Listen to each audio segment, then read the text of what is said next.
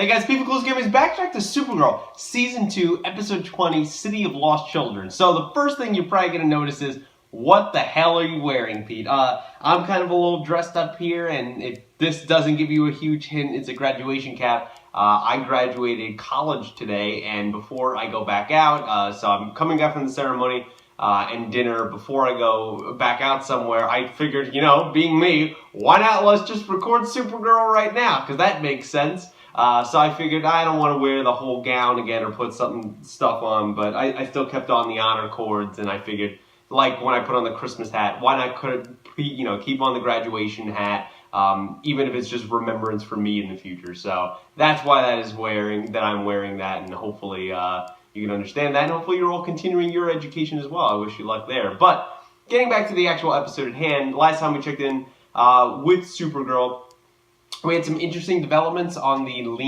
Rhea front, where Lena discovered that, yes, she is an alien because Lena's super intelligent, but she still ends up working with her at the end of the episode, so that's not good. We probably had the best episode maybe of the season, and definitely the best episode in the back 9 of the season, per se, in Alex, just because it was an all, basically Alex, Maggie, Kara, our trio of ladies episode, and Alex was in some dire situations. Maggie ended up being right. But, you know, everyone kind of, had tension, especially between Kara and Maggie, but it got all resolved in the end. We saved Alex's life. The villain was pretty good last week. The guy that played was playing the son or whatever, Rick, that was from their Season 1 flashback, so I thought that was a nice tie-in. And overall, it was just a really nice, solid episode. I'm assuming with 3 episodes to go, we're going to get back more to the Mon-El, his mom storyline here, because the Daxamites seem to be the main villains. I don't think we're going to deal with Cadmus probably for the rest of the season. So we probably need to get back to that. So I'm excited for this episode. I'm hoping that they could provide a great follow-up after they just had a great episode, and that we can finish the season strong. So without further ado, here we go. This seems suspicious, like this woman's about to be attacked. Yeah, well, Supergirl could use you. Or this woman could.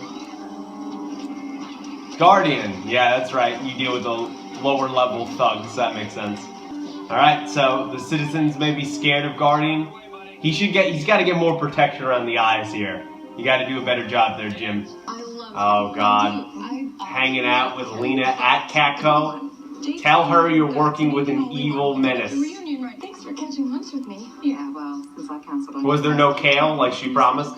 You have no idea, Kara, how much trouble she is in. Rhea is so dangerous. Just like Clark's friend. Oh, you mean... I feel like they're more frenemies. It's just that Guardian is not... You're gonna really make that Batman reference? That's really what you're gonna do right now? Guardian inspires fear. That's what vigilantes do. You're the dark menace, just like Batman. Embrace it, Jim. Why do I feel like she's a terrorist? Or a metahuman or an alien? Any of that. I don't think she's in control of who she is. Not the falafel stand, no! Ah, look at Jimmy, even being a hero without the Guardian outfit. Good for him. Thank you, Kara. Yeah, Jimmy couldn't do anything about that.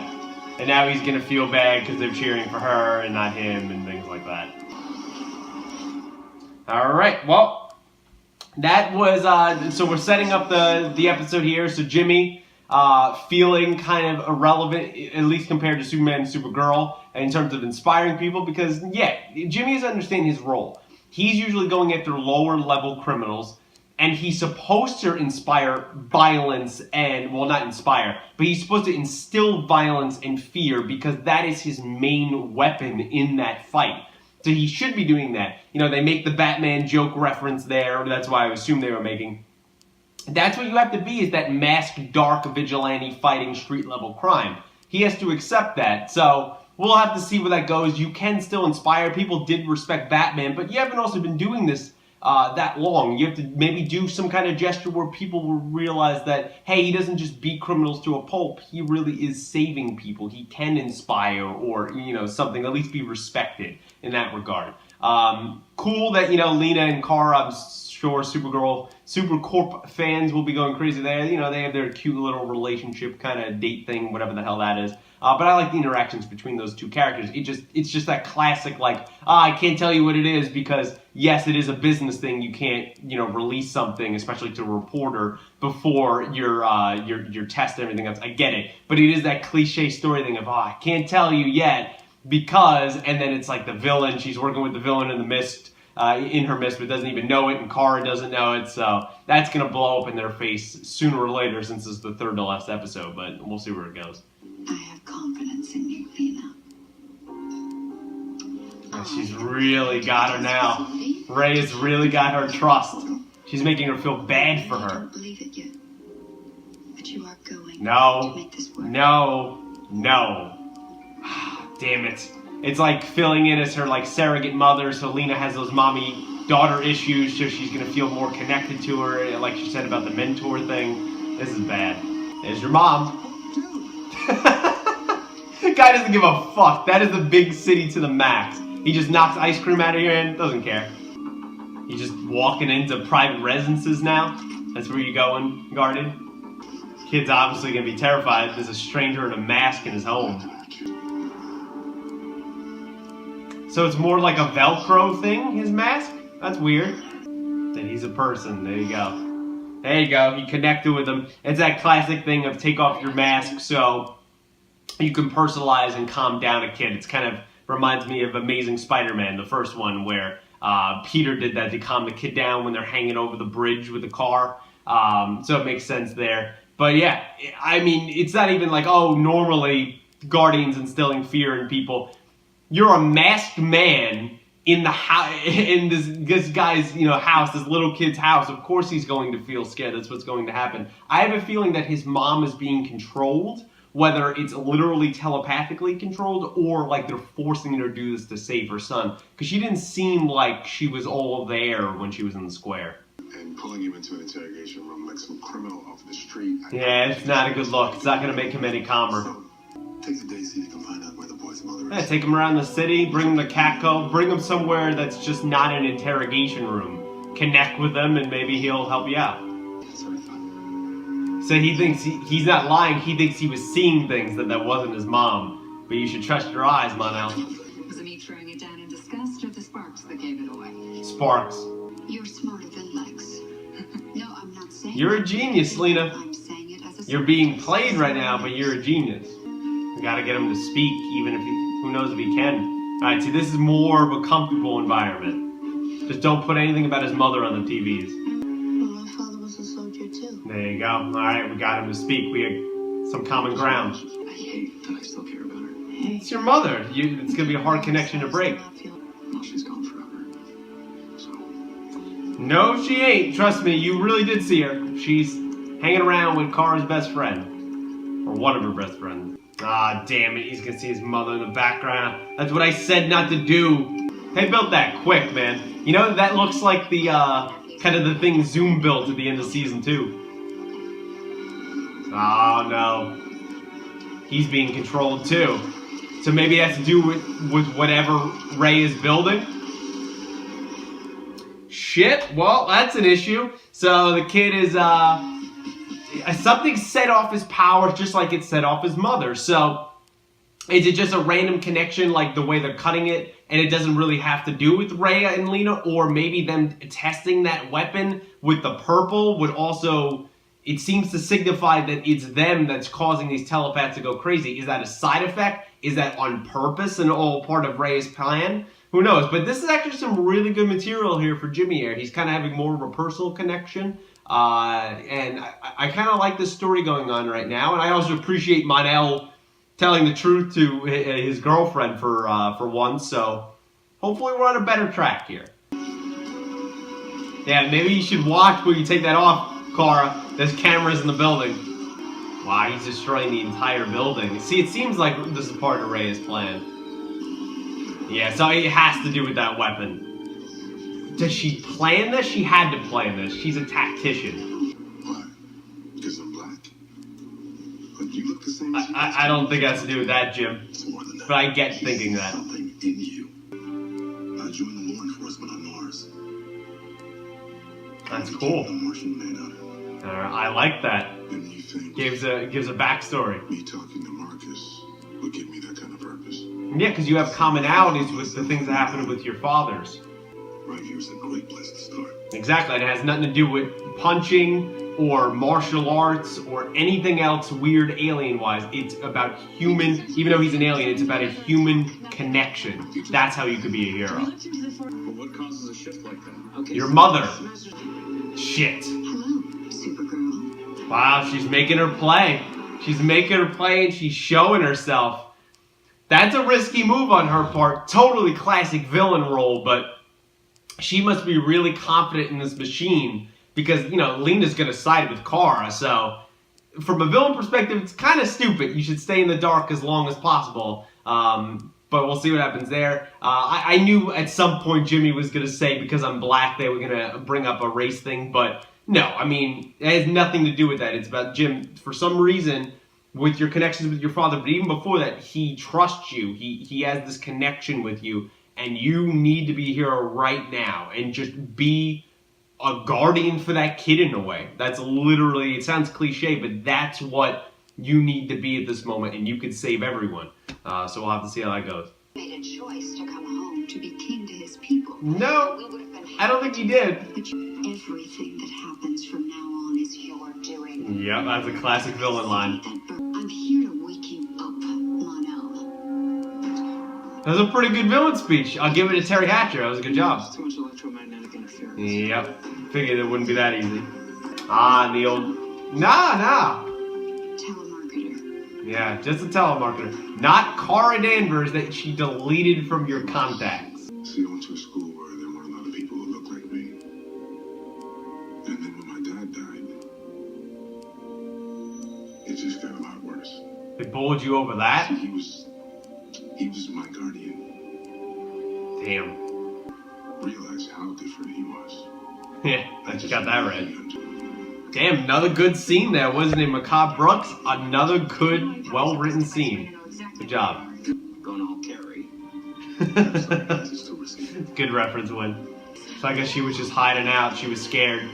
Because, you know, she became a terrorist on TV. All of us? All of them. Oh, there's more of them here. Wow, so there's more of the races on the planet. Well, they just became a whole bunch of super weapons. Holy shit. I need to grab something first. Like a way to fly? That might help. Or maybe lead?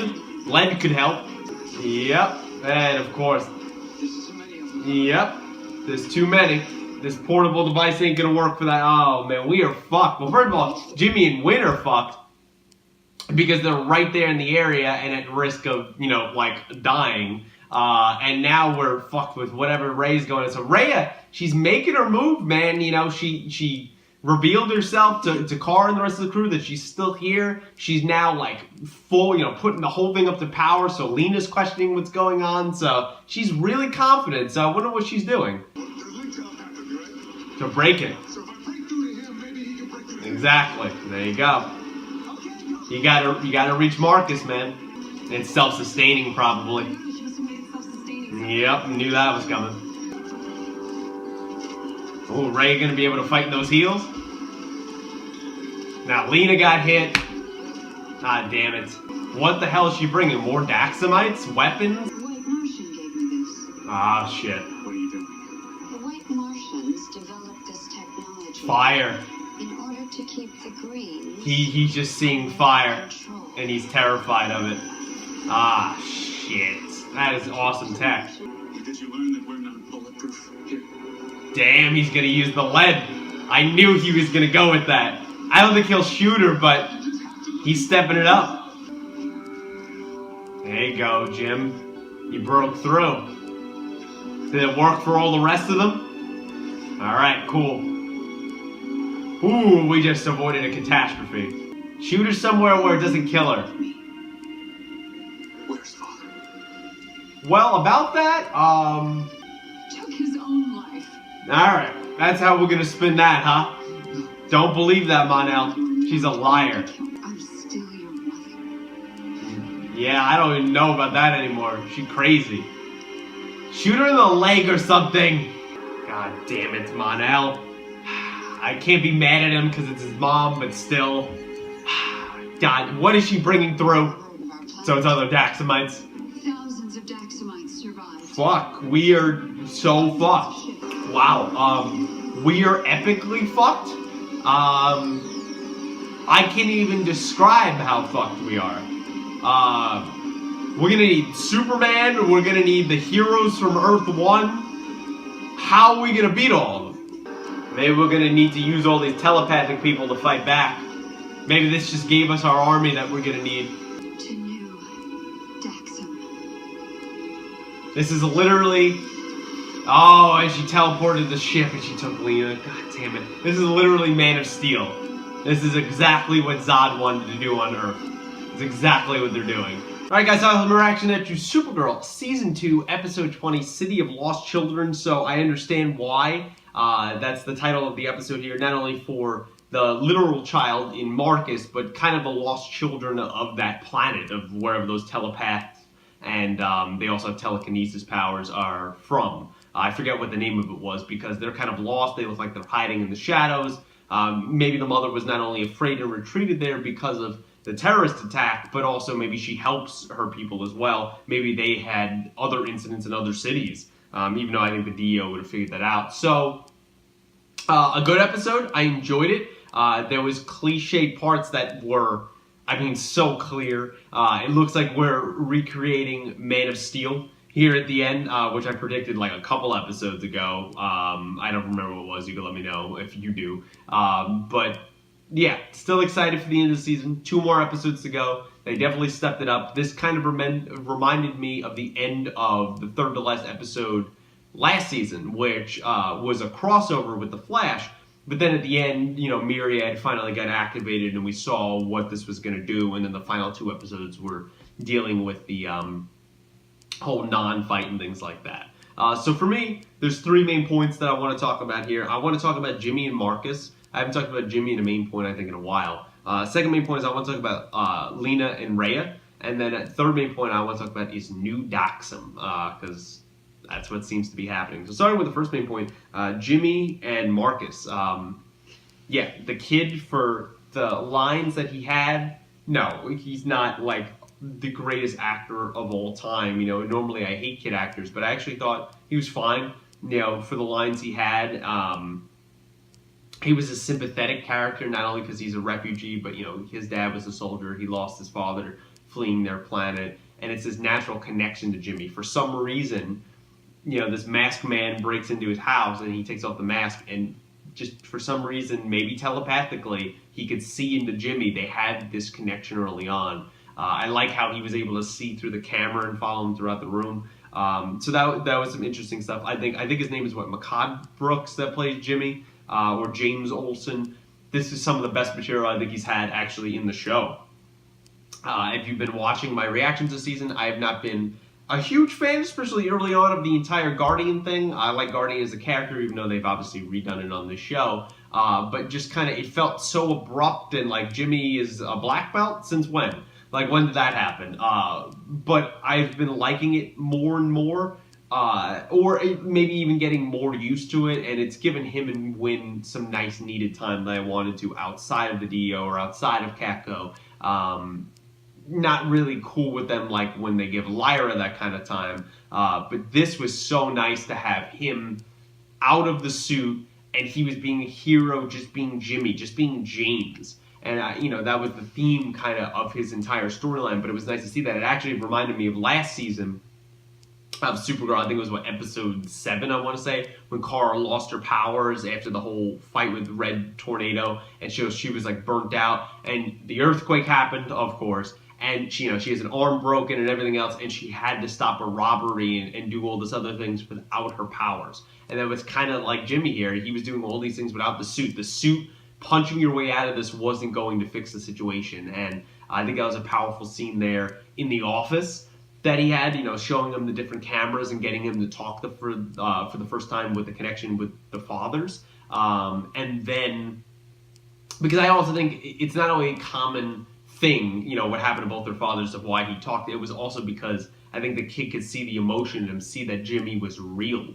And that's why I think he trusted him. And then that scene there at the end where he caused them to kind of break the chain link by reaching Marcus, I thought was a really effective scene. I would have liked to see even more emotion out of Makad Brooks, or even more like dynamic lines, but I understand they were making it hard for him to hear and stuff like that. So I think overall that really worked. I really liked their scenes together. He kind of was feeling left out of the DEO matters, left out of, Guardian being feared. They make the Batman joke reference, but that's normally who Guardian's going to be. But he could also be this guy, and he can inspire, and he kind of seen the kid maybe as his actual nephew or his son. I don't know how they're going to explain that to Eve when they go back to the office after the building looks like the entire structure was messed up. So it'll probably be fine next episode. But normally that'd be shut down for probably like a year. But it wasn't the kid's fault. I'm assuming they're putting that out on TV now, and it was nice to have him have those scenes. And Jimmy had some powerful scenes here with John this week, and I knew they were going to bring up the race thing. I don't know if they had to either way, but I understand where they were coming from, where Jimmy comes from, having the same model of things like, from the civil rights era, maybe his dad was involved in these things. He has this connection to it. And I think he just kind of lashed out in that moment. Like, oh, why? Because I'm black? No, it's because that kid sees something in you, and you were able to be a hero. And Wynn had to, tell the audience that, even though we clearly seen that. It was kind of an obvious line. But I really did enjoy his storyline. I thought usually, kind of B storylines, even though this was kind of like a 1A, 1B, you could argue that this was the number one storyline. And kind of the Rhea, Lena, and all that other stuff was the B storyline. But normally, other things with people like Jimmy and stuff like that, they don't really matter. Kind of like, a couple episodes ago when it was Jimmy and Wynn and Lyra. It's like, who cares in this episode? But this, it worked perfectly. I loved it. And I want to see more of that Makad Brooks, more of that Jimmy James Olsen, because that, I think, is going to make me really love the character. And I think it makes him more three-dimensional, or anything but one-dimensional, just, he's this fighter or something else. Like, because we don't see a lot of him at work actually doing and affecting change there. He's not really a photographer these days. So if he could do things like that and maybe keep someone like Marcus on the show, I would really love to see that. The second main point of the episode here for me is Lena and Rhea. It's kind of the classic villain in sheep's clothing. Lena has no idea, even though she's had her suspicions.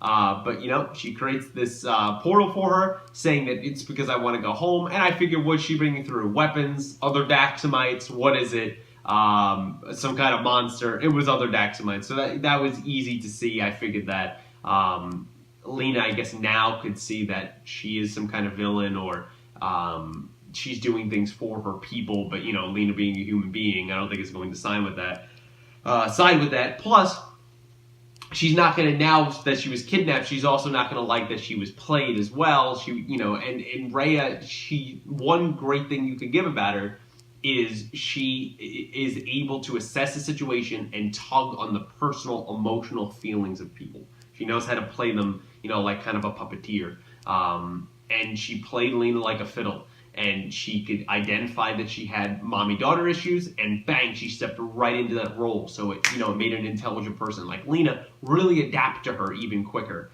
And, her mentoring her. Now, the question is, when she's mentoring her, did Rhea know how to build the device the whole time and she just needed, L-Corp's resources? Or was that just an actual given pep talk and Lena did it? So there's kind of a fine line of what happened there, but they both helped each other out and it ended up being for a bad thing. Yes, there was kind of the side effect of taking over these telepaths, and that just ended up being convenient, but the main thing of bringing the Daxamites back. So I wonder how it's going to go the next couple episodes. We have to get, we took Mon-El, Rhea, and Lena went up to the ship. So we got to get Lena and Mon-El back, especially Lena, because she was not involved in the situation whatsoever. It's not Mon-El's fault, it's his mother, but he's responsible. He's got to deal with this situation. Even though he didn't cause this situation, he's got to take care of it. It's his mother, and he has to deal with the situation, and I think he will. I totally get him not shooting his mom. Maybe, I don't know, but maybe some people will, because they hate Mon-El, will see it as like, oh, that's weakness. That would be really hard to do. You had a history with your mother, and even though she's now gone a little cuckoo for Cocoa Puffs, or at least you're annoying it, noticing it now, it's hard to shoot her. Now, I'll agree that kind of these classic, villain things or anything else, shoot her in the leg, shoot her in the arm, anything to incapacitate her, hit her with the gun, so we can bring her back and stuff like that. I don't think it would have shut down the portal, but we would have at least stopped the leader. She did lie about the father situation, so I'm hoping that they'll be able to discover that. Maybe some of the Daxamites will turn against her and they'll side with Mon-El and Kara. That's totally possible there. But I'm super interested actually to see where that's going to go. I'm actually, for the first time in quite a few episodes, I'm very interested to see where this whole Mon-El, his mother storyline is going and how this is all going to wrap up and how Lena's going to fit into this. I think she got renewed as a series regular, Katie McGrath, for next season, so I don't think she's going to die. But this event could affect her to where she turns more to a villain next season, so who knows? So we'll have to see there. And then the third main point in the episode here is new Daxam. So I briefly, obviously, talked about this in the last main point. This is very Man of Steel. And I even referenced this a few episodes ago. This is very Man of Steel. Zod, he was trying to create a new Krypton on Earth. That's exactly, I don't know if they have terraformers with them, but that's exactly what Rhea is doing here, except where Zod had 20 officers, 15 officers or something like that, and one ship and a terraformer and then some smaller ships. Rhea has thousands of Daxamites who all under the Yellow Sun are going to be as powerful as Kara or her or anything else. We don't really know actually the level of Rhea's power, right? Because Mon-El, he has super strength, could do super leaping, but he doesn't have any of the senses or anything else. So theoretically, Kara and Superman, Clark are more powerful than the Daxamites than Rhea, which is probably another reason why in this kind of social hierarchy she also hates them.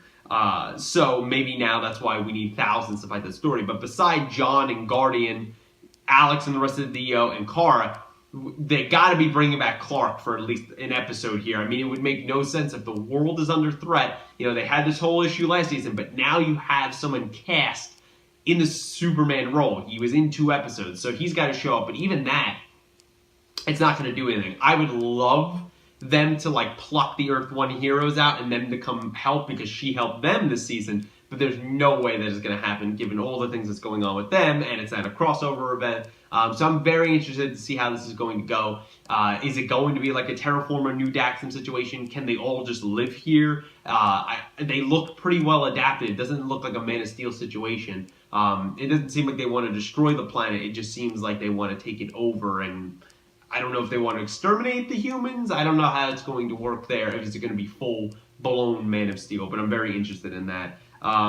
Yeah, so overall, guys, that's kind of my thoughts here on Supergirl Season 2, Episode 20, City of Heroes, I believe it was called. Lost City of Children, or Children of a Lost City, something like that. Let me know what you think of the episode in the comments below.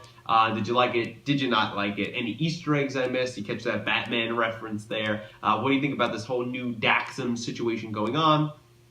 The material that Jimmy was given in this episode, did you like it? Kind of the stuff with Rhea and Lena and how that pertains to Kara and Lena and Mon-El and any other thoughts, predictions, theories you have in the episode. I liked also John connecting with him, talking about the role, talking with Jimmy about the role he fit with his daughter in becoming a law enforcement official, and he became the Martian Manhunter. So I love that stuff. So let me know what you think about that down below. And any other thoughts, predictions, theories you have in the episode, please let me know them down below. As always, though, no spoilers for the last 2 episodes. I really don't want to know what's happening for next season, so please refrain from telling me. Like the video, subscribe, share with your friends if you'd be so kind. And until next week, it's Supergirl, guys. Thanks for watching.